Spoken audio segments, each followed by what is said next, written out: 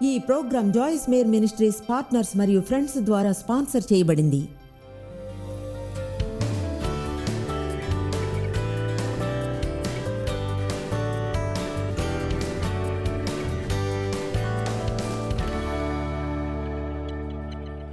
ఒంటరితనాన్ని కలిగించే కొన్ని విషయాల గురించి మాట్లాడుకుందాం. నంబర్ 1, బహుశా అందరం మనల్ని అర్థం చేసుకోవాలి అనుకుంటాం. మీకు అనిపించదా ఎవరైనా అర్థం చేసుకోవాలని? వారిలా లేకుంటే 3 తలలు ఉన్నట్లు కనిపించడం లేదు. ప్రజలు వారిలా నన్ను చేయాలనుకుంటే నాకు నచ్చదు. నేనుగా ఉండాలి, నేనుగా ఫ్రీగా ఉండాలి. దేవుకి నాకు కొంత సమయం పట్టింది. అయితే చాలా ఏళ్ల క్రితం మేము దాన్ని సరి చేసుకున్నాం. నాకు నా గురించి నచ్చిన విషయం మరియు దేవుతో పెళ్లి అనేది ఇద్దరం ఒకరికొకరు మేమెవరమో వారిలో ఉండటానికి ఫ్రీడమ్ని ఇస్తాము. డేవ్కి చెప్పాలంటే నా సాసీ పర్సనాలిటీ ఇష్టం అంటారా? అదుగో ఆ పాత అగ్ని ఉంది, అందుకోసమే పెళ్లి చేసుకున్నాను. ఆయన నన్నుగా ఉండనిస్తారా? నిజం నచ్చుతుంది. అది గొప్ప విషయం కాదా? చూడండి, మీ జీవితంలో దాన్ని కోరుకుంటే దాన్ని పొందడానికి బెస్ట్ మార్గం ఇతరుల జీవితంలో విత్తడం ఆరంభించడమే. మరైతే ఇంటికి వెళ్ళి ఇదే ఆలోచనతో మీరు పూర్తిగా మీ జీవితంలో ఉన్న ఎదుటివారి విభేదాలను అంగీకరించే సంగతి ఏమిటి? ఒక విత్తనం మీరు విత్తడం అంత బాగా ఉన్నట్లేరు, అవునా? అపొస్తలుల కార్యములు 7 నాకు ఇష్టం. దాన్ని తీసి చూడని. ఈరోజు మీతో షేర్ చేసుకునే విషయాలు చాలా ఉన్నాయి. 7వ అధ్యాయంలో మోషే తన సహోదరులకు సహాయం చేయడానికి వెళ్ళినప్పుడు వాళ్ళు అతనికి వ్యతిరేకంగా వచ్చారు. నువ్వేం చేస్తున్నావో తెలుసా? బహుశా అది 25వ వచనం. తన సహోదరులకు సహాయం చేయడానికి ట్రై చేస్తున్నాడని వారు గ్రహించాలనుకున్నాడు, కానీ వాళ్ళు గ్రహించలేదు. దేవుడు మోషేకి పిలుపునిచ్చాడని వాళ్ళు గ్రహించాలనుకున్నాడు, కానీ వాళ్ళు గ్రహించలేదు. తెలుసా, బోధించడానికి నాకు పిలుపు వచ్చినప్పుడు నా ఫ్రెండ్స్ అందరూ నాకై సంతోషించాలి అనుకున్నాను. నేను చూసిన ప్రతి చోట తిరస్కారాన్నే పొందాను.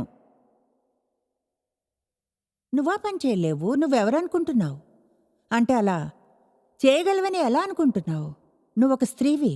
ఓ అవును, అది నిజమే. అప్పుడు దేవుడితో చెప్పాను, నేను ఒక స్త్రీనని. నాకు అది తెలియదనుకున్నావా? నా ఫ్రెండ్స్ దూరమయ్యారు, చర్చి నుంచి వెళ్ళిపోమ్మన్నారు, ప్రజలు నా కోసం సంతోషిస్తారనుకున్నా. కానీ చాలాసార్లు మీ జీవితంలో ఏదైనా గొప్ప విషయం జరిగినప్పుడు అందరూ మీకై సంతోషించరు. అదొక బమ్మర్ కాదా? దానిలో ఓ భాగం అసూయ, కొంత భాగం తీర్పు, విమర్శన. అయితే మనకు కావాల్సింది ప్రజలు ఇస్తారని జీవితాలను గడిపేయలేము. దాన్ని పొందడానికి దేవుని వద్దకు వెళ్ళాలి. మనలో మనం దాన్ని పొందగలిగేలా ఉండాలి. మీ మనసు మంచిగా ఉన్నంత వరకు దేవునితో శాంతి ఉంటుంది. మనం ఎక్కువగా ప్రజలు అర్థం చేసుకున్నారా లేదా అన్న దాని గురించి పట్టించుకోకూడదు. నాకు నచ్చే మరొక విషయం ప్రేమ ప్రేమ ప్రేమ యేసుని గురించి. అది హెబ్రీ 4వ అధ్యాయంలో ఉంది. మనల్ని అర్థం చేసుకునే ప్రధాన యాజకుడు మనకున్నాడు. దేవా దయచూపు, ఒక్కరికి చెప్పింది అర్థమైంది, ఆయనే యేసు. అది అద్భుతంగా లేదు? నా చిన్న చిన్న ప్రశ్నలు ఆయనకు అర్థం అవుతాయి. నేను వింతగా ఉంటానని అనుకునేదాన్ని. జీవితమంతా వింతగా ఫీల్ అవుతూనే గడిపాను. ఇతరులతో కలవలేనని, నేను యునిక్గా ఉంటానని తెలుసుకున్నాను. ఆమేన్. కమాన్, ఈరోజు మీతో మీరు ప్రేమలో ఎందుకు పడకూడదు? మీకు తెలుసా, దాని అర్థం స్వార్థంగా అన్నట్లు కాదు. దాని అర్థం మీతో మీరు పోట్లాడుకోకండి. నేను ఇది కాదు, అది కాదు, ఇలా ఉండాలి, అలా ఉండాలి. మీరెవరో అలానే ఉండండి. ఉండవలసిన చోట లేకపోవచ్చును, కానీ దేవునికి స్తుతులు, గతంలో ఉన్న చోట లేరు, బాగున్నారు, మార్గంలో ఉన్నారు. మీతో మీరు మంచి టైంని గడపండి, సెలబ్రేట్ చేసుకోండి. యేసు ఫ్యామిలీ ఆయన్ని అర్థం చేసుకోలేదు. ఆయన సహోదరులకు ఆయనతో ఉండడానికి సిగ్గువేసింది. ఎలా అంటే, నువ్వు ఈ విషయాలన్నీ చెప్తూ తిరుగుతూ ఉంటే కొన్ని అద్భుతాలు చేసే విషయం ఏమిటి? అవును, నా ఫ్యామిలీ నన్ను అర్థం చేసుకోలేదు. అంటే నా ఫ్యామిలీ ఓకే, కానీ డేవ్ ఫ్యామిలీ చేసుకోలేదు. మా చుట్టాలు చేసుకోలేదు, ఎవరూ అర్థం చేసుకోలేదు. ఒకటి తెలుసా మీకు, బహుశా అత్యంత గొప్ప వాటిల్లో ఒకటి, ప్రజల జీవితాల మీద ఉన్న దేవుని పిలుపు పూర్ణం కాకుండా ఆపడానికి నెంబర్ 1 సాధనం సాతాన్ యూజ్ చేసేది తిరస్కారమే. తిరస్కారపు బాధ కంటే హీనమైన బాధ వేరే ఉండదు. మనం అంగీకారం కోసం పాకులాడుతాం. నాకు ప్రియమైన వానిలో మనం అంగీకరించబడ్డామని చెప్పే ఎఫెసీ గ్రంథం నాకు ఇష్టము. దేవుడు అంగీకరిస్తున్నాడు, మిమ్మల్ని ప్రేమిస్తున్నాడు. యెషయా 53ని చూద్దాం, 4వ వచనం. చాలా కాలంగా నేను దీన్ని చూడలేదు, ఈరోజు అనుకున్నాను, వావ్, ఆ వచనమా, మాయ్. ఇప్పుడంతా యేసు చేశాడనేది మనసులో ఉంచుకుని మన కోసం ఆయన చేశాడది, మన కోసం భరించాడు, మన చోటుని తీసుకున్నాడు. ఇదెంతో శక్తివంతమైన వచనం. యెషయా 53:3 అతడు తృణీకరింపబడిన వాడును, ఆయను మనుషుల వలన విసర్జింపబడిన వాడును, వ్యసనాక్రాంతుడుగాను, వ్యాధిని అనుభవించిన వాడుగాను, మనుషులు చూడనొల్లని వాడుగాను ఉండెను. అతడు తృణీకరింపబడిన వాడు కనుక మనం అతన్ని ఎన్నిక చేయలేకపోతీమి. వావ్, ఆయన అర్థం చేసుకుంటాడు కనుక ఆయన మన కోసం వాటన్నిటినీ సహించాడు. కనుక ఆయనలో మనం వాటిని అనుభవించిన వాటి చేత నశింపబడకుండా. చెప్పింది విన్నారా? మనం తప్పనిసరిగా వాటిని అవాయిడ్ చేయక్కర్లేదు. కానీ నిజం ఏమిటంటే బైబిల్ చెప్తుంది, ప్రజలను తిరస్కరించినప్పుడు వాళ్ళు క్రీస్తుని తిరస్కరిస్తున్నారని, ఎందుకంటే నన్ను పంపింది ఆయనే. మీకు తెలుసో లేదో కానీ దేవుడు మీరెంతో కూల్గా ఉండేవారని అనుకుని మీతో ఉండడానికి ఇష్టపడతాడు. మీ ముఖాన్ని చూస్తూ అలసిపోడు. దేని గురించి ఈరోజు సంతోషంగా ఉంది? ఎప్పుడు వదిలివేయబడ్డం గురించి మీతో మాట్లాడతాను. ఎందుకంటే ఒంటరితనం అనే పదానికి వివరణ మీరు వదిలివేయబడ్డారన్నదే ఎవరు లేరన్నట్లు.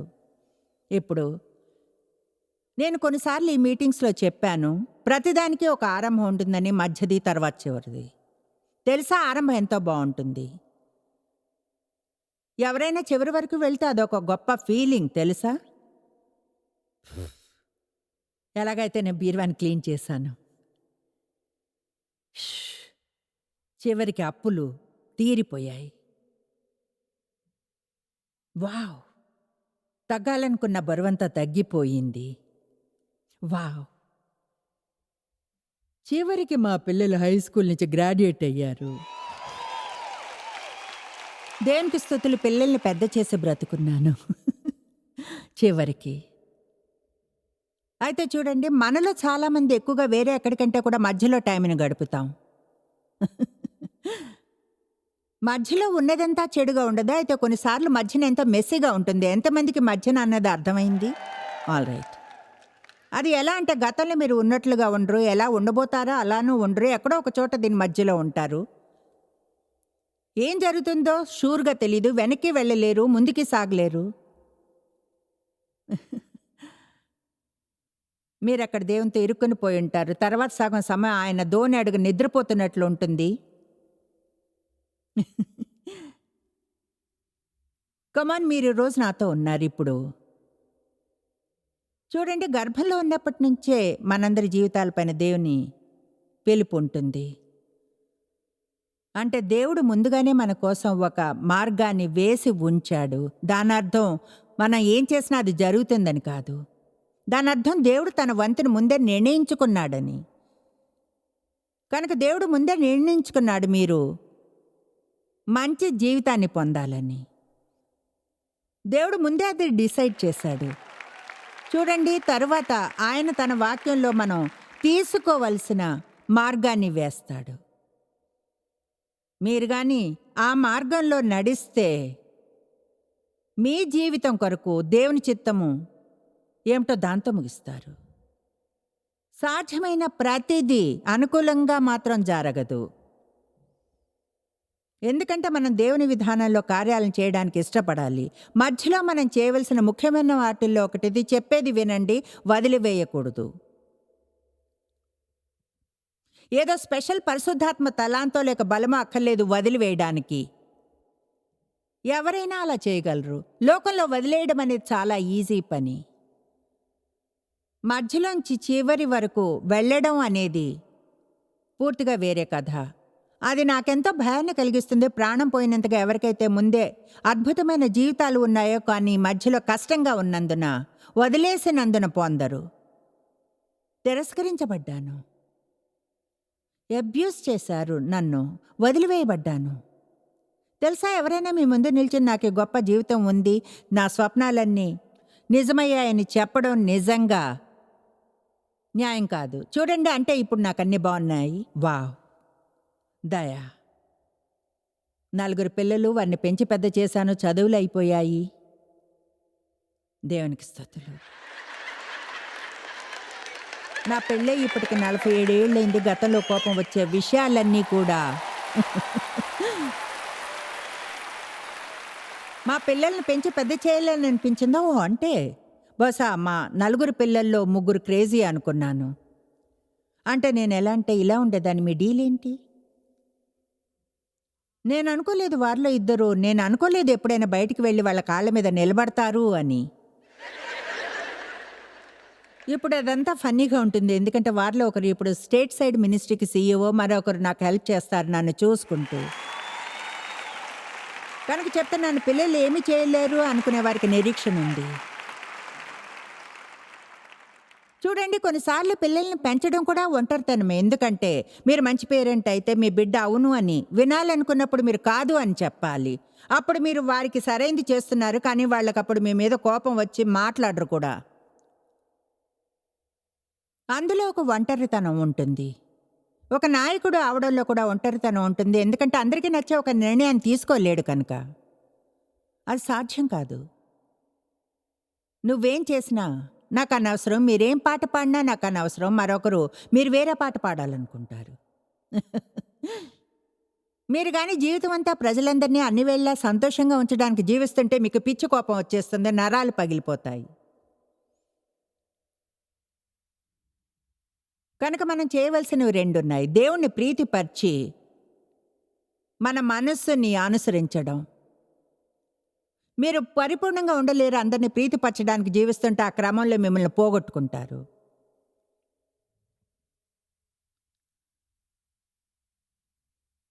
ఒంటరితనంలో అన్ని రకాలవి ఉన్నాయి. అయితే ప్రపంచంలో ఎక్కువ మంది ఒంటరి వాళ్ళు ఉన్నారని నమ్ముతాను, నిజంగా కలిసి పూర్ణంగా ఉన్నామనుకునే వారికంటే. కనుక ఈరోజు దాని మీద దాడి చేసి నేను ప్రజల్ని ఎప్పుడు దుఃఖపడుతూ ఉండక్కర్లేదనే పాయింట్కి తేవాలనుకుంటున్నాను. ఎవరికో వారు నచ్చనందున, లేదా అంగీకరించలేదనో, లేక ఎవరో వారిని అంగీకరించలేదనో. చూడండి, యేసు తెలుసా, సిలువ మీద ఉన్నప్పుడు వదిలివేయబడ్డట్లు ఫీల్ అయ్యాడు. నా దేవా, నా దేవా, నన్నెందుకు విడిచిపెట్టావు? ఇప్పుడు మనకు తెలుసు దేవుడు ఆయన్ని వదిలివేయలేదని.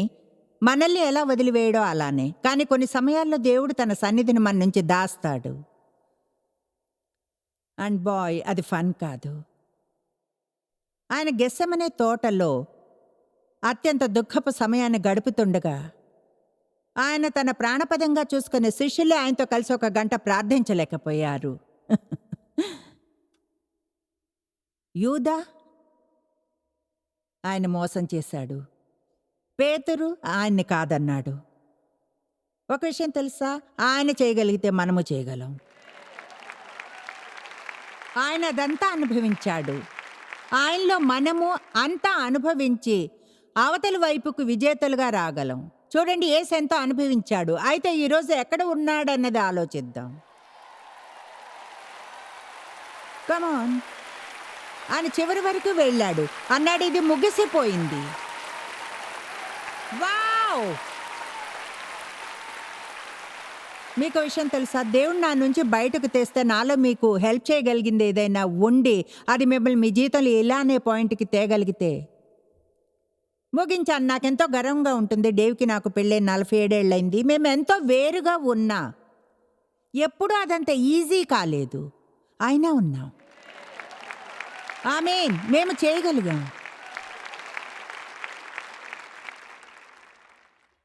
ఇప్పుడు మీకు కొన్ని కథలు చెప్తాను.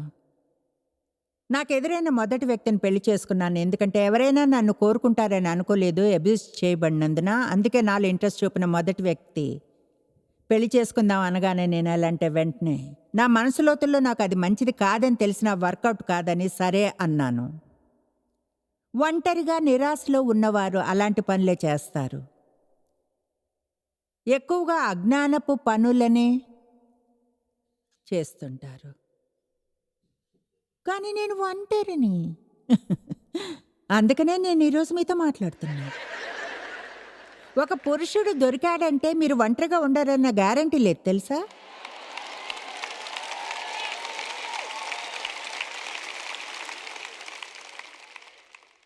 కమాన్, చెప్పింది విన్నారా? ఎవరినో పెళ్లి చేసుకుంటే వాళ్ళు సంతోషపెడతారనుకుంటారు, గొప్పగా ఫీల్ చేయిస్తారని, తోడుగా ఉంటారనుకుంటారు. విషయం ఏమిటంటే నేను చివరికి గుర్తించాను, నా సంతోషం కొరకు డేవ్ బాధ్యత వహించిన అవసరం లేదు అని. నా పూర్తి డీల్ అలాగే మీది దేవునికి మనకి మధ్యదై ఉండాలి. మీకు కావలసిన ప్రతిదీ ఇవ్వడానికి దేవుడు ఎవరినో అభిషేకించాడు, ఎందుకంటే ఆయనే చేయాలంటాడు. దేవుడు ఎన్నడూ ఈ భూమి మీద ఉన్న ఏ వ్యక్తిని అన్నీ ఉండేలా అభిషేకించడు. మీరు వారు ఉండాలనుకునే విధంగా కొన్నిసార్లు వాళ్ళ సంకల్పంతో మిమ్మల్ని నిరాశపరిచేలా చేస్తాడు. ఎందుకంటే వాళ్ళు మనకు ఒక వస్తువులా అయితే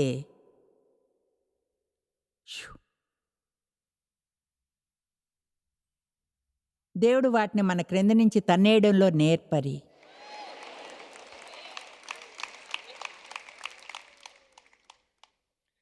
సరే, అతన్ని పెళ్లి చేసుకున్నాను. హ్యాండ్సమ్గా ఉండేవాడు. కానీ అతడు మోసగాడు, అబద్ధాలు ఆడేవాడు, సోమరి. క్యూటే, కానీ తెలుసా క్యూట్గా ఉంటే త్వరగా పడిపోతామన్నది?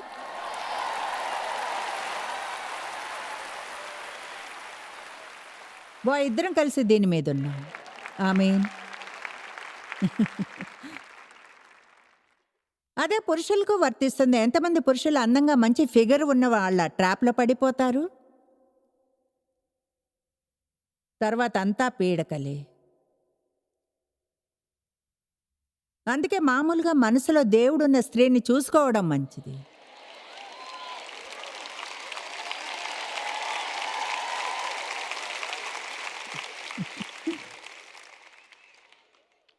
అతన్ని పెళ్లి చేసుకున్నాను, క్యూట్ని. కానీ చెప్పాలంటే నిజంగా జర్కే. మేము న్యూ మెక్సికోకి వెళ్ళాము. అక్కడో మోటెల్ రూమ్లో ఉన్నాం. అతడు బయటికి వెళ్ళిపోయేవాడు. నేను ప్రతి రాత్రి ఐస్ క్రీంలు తిని 30 రోజుల్లో 30 పౌండ్లు పెరిగాను, కేవలం ఒంటరితనంతో. చూడండి, ఒంటరిగా ఉన్నప్పుడు ఫుడ్ నుంచి ఆదరణ పొందాలనుకోకండి. ఆదరణకర్తాగు దేవుని వద్దకు వెళ్ళండి. కమాన్, కంఫర్ట్ షాపింగ్ చేయకండి. సంపూర్ణుడైన ఆదరణకర్త వద్దకు వెళ్ళండి. ఆమేన్. బహుశా ఈ న్యాయం చేయడానికి నాకు దాదాపు 4 గంటలు కావాలి. సరే, మేము మోటల్లో ఉన్నాము. 2 వారాల తర్వాత అతడు ఒక రాత్రి రాలేదు. అతడు ఆల్బుకర్క్, న్యూ మెక్సికోలో వదిలేశాడు. నాకు అప్పుడు 18 ఏళ్ళు. తిరిగి ఇంటికి వెళ్ళడానికి కూడా డబ్బులు లేవు. తెలిసిన వాళ్ళకి ఫోన్ చేశాను. వాళ్ళు బస్ టికెట్ కొరకు డబ్బులు పంపారు. మా పేరెంట్స్కి ఫోన్ చేసి సహాయం అడగలేను. నా తండ్రి ఏం చేస్తాడో తెలుసు. ఆయన నుంచి ఎప్పుడైనా ఏమైనా కావాలంటే దానికి వెల చెల్లించాల్సిందే. అప్పుడు ఆయన నా పట్ల అలాగే ప్రవర్తిస్తారు.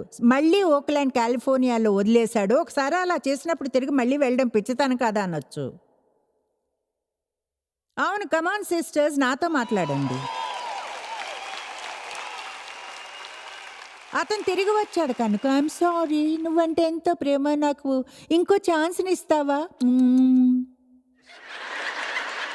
అలా ఎన్నిసార్లు చేశాను మీకు తెలుసుకోవాలని కూడా అనుకోరు.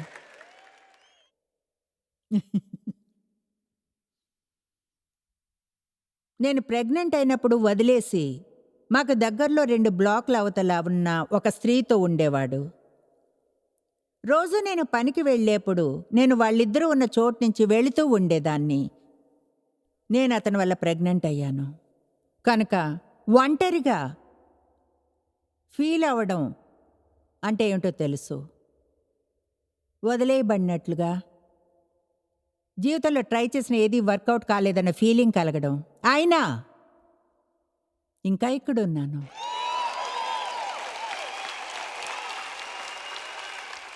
చూడండి, ఇదే సందేశం. నేను అనుభవించిన ఈ విషయాలన్నీ ఎందుకు చెప్తున్నానంటే, నేను ఇంకా ఇక్కడున్నాననే మధ్య నుంచి బయటకు వచ్చాను.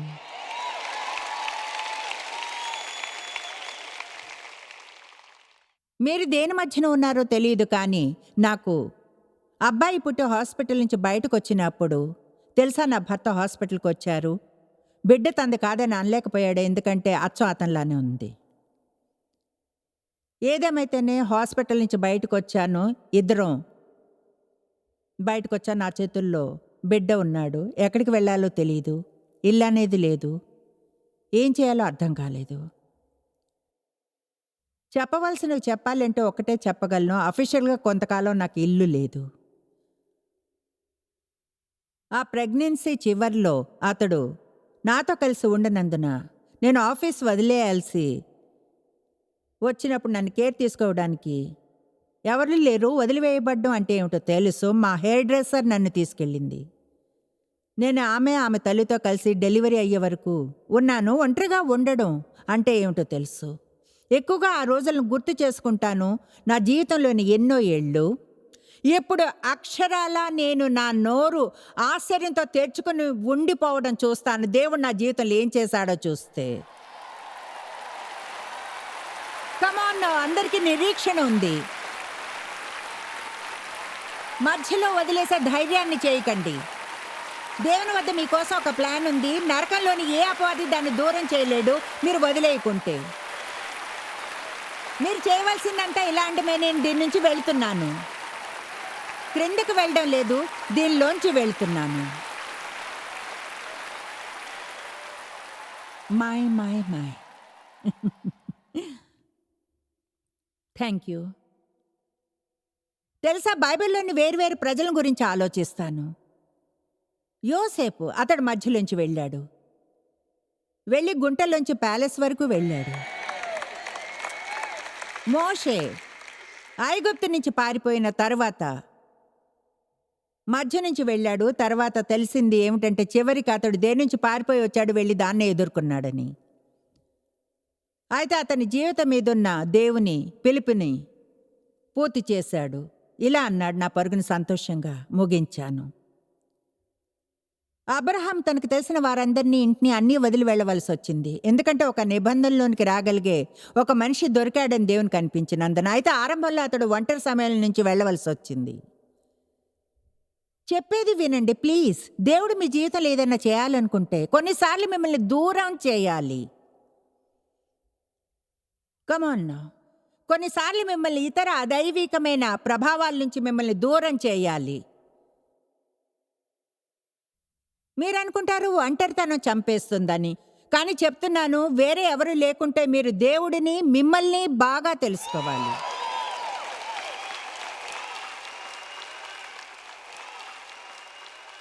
కనుక మనం నేను ఒంటరిని అనేదాన్ని జయించి చెడు నిర్ణయాలు తీసుకోవడం మానివేద్దాం. ఎందుకంటే ఒంటరిగా ఉండి మిగతా మన జీవితాన్ని నాశనం చేసే పనులను చేస్తుంటాం. ఎందుకంటే మీరు కానీ వదిలి వెళ్ళిపోకుంటే మాయ్ మాయ్. ఎస్తేరు కూడా ఒంటరిగా ఉంది. యవనస్తురాలుగా తన జీవితం కొరకు ఒక ప్లాన్ ఉండి ఉంటుంది. అయితే సడన్గా దేవుడు ఆ ప్లాన్ అడ్డుకున్నాడు. లేదు, నువ్వు అలా చేయకూడదు, ఇలా చెయ్యాలి. అది డేంజరస్గా కనిపిస్తుంది. ఎస్తేరు చివరికి పూర్తి జనాంగాన్నే కాపాడింది. ఎందుకంటే మధ్య నుంచి వెళ్ళింది.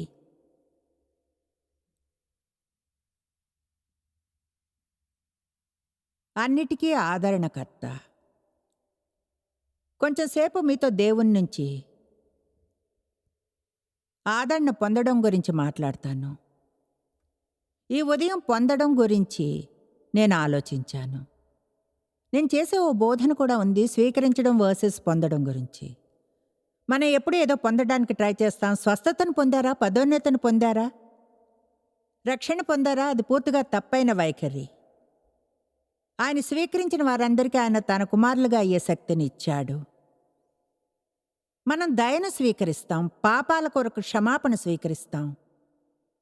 మీరు దేవుని సన్నిధిలో కూర్చుని సంకల్పంతో దేవుని సన్నిధిలో కూర్చుంటారు. నేను ఇలా ఉండాలని ట్రై చేయడం లేదు అంటే ఏదో ధార్మికంగా, అంటే దేవుని సన్నిధిలో ఉంటారు, మీరేమీ ఫీల్ కాకపోవచ్చు, ఎక్కడికో వెళతారు, సౌకర్యంగా అవుతారు, మౌనంగా ఉంటారు.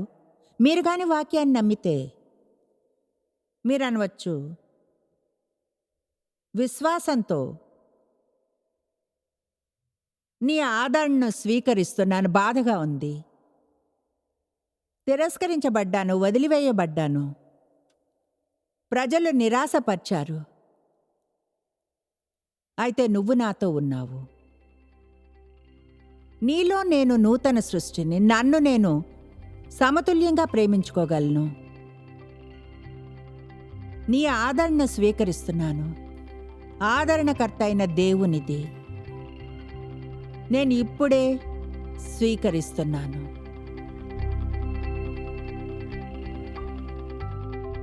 దేవుడు ఎప్పుడూ మనతో ఉంటాడు. మనతో మనం ఎలా ఉండాలో తెలుసుకుంటే నిజంగా మనం ఒంటరిగా ఫీల్ అవనవసరం లేదు. మనతో మనం కంఫర్ట్గా ఉంటే, ఆనందించగలిగితే. మీరు ఎన్నడూ తెలుసుకోలేనంతగా జాయిస్ మేర్ మినిస్ట్రీస్లో మీరు మాకెంతో ముఖ్యం. మిమ్మల్ని అభినందిస్తున్నాం. మా ప్రపంచవ్యాప్తపు మినిస్ట్రీ సాధ్యం అయ్యేలా చేసే మా ఫ్రెండ్స్ మరియు పార్ట్నర్స్ కి థ్యాంక్స్. అందరం కలిసి ఆకలిగొన్న వారికి భోజనం పెడుతున్నాం, బీదలకు బట్టలు ఇస్తున్నాం, సువార్తను దేశాలకు చాటుతున్నాం. మమ్మల్ని కాంటాక్ట్ చేయండి లేదా joycemeer.orgని ఈ రోజే విజిట్ చేయండి. మీ ప్రార్థన విన్నపాలను కొరకు అలాగే మరిన్ని సాధనాలను గురించి తెలుసుకోండి. జాయిస్ మేర్ షెడ్యూల్ని చూసి భాగస్వామిలో భాగమవ్వండి, క్రీస్తు ప్రేమను ప్రపంచమంతటా పంచుకోవడానికి.